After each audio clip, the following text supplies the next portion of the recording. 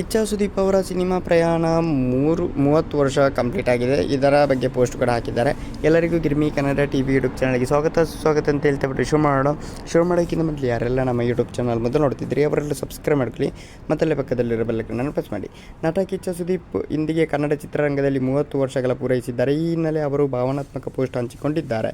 ಇಲ್ಲಿವರೆಗೆ ತನಗೆ ಸಾಥ್ ನೀಡಿದ ಚಿತ್ರರಂಗ ಹಾಗೂ ತನ್ನ ನೆಚ್ಚಿನ ಅಭಿಮಾನಿಗಳಿಗೆ ಧನ್ಯವಾದಗಳನ್ನು ತಿಳಿಸಿದ್ದಾರೆ. 30 ವರ್ಷಗಳು ಅಂತ್ಯವಿಲ್ಲದೆ ಕೃತಜ್ಞತೆ ಎಂದು ಆರಂಭವಾಗುವ ಭಾವನಾತ್ಮಕ ಸಂದೇಶ ಮೂಲಕ ತಮ್ಮ 3 ದಶಕಗಳ ಸಿನಿ ಪ್ರಯಾಣವನ್ನು ನೆನೆದು ಹೃದಯ ಸ್ಪರ್ಶಿ ಮಾತುಗಳನ್ನು ಹಂಚಿಕೊಂಡಿದ್ದಾರೆ.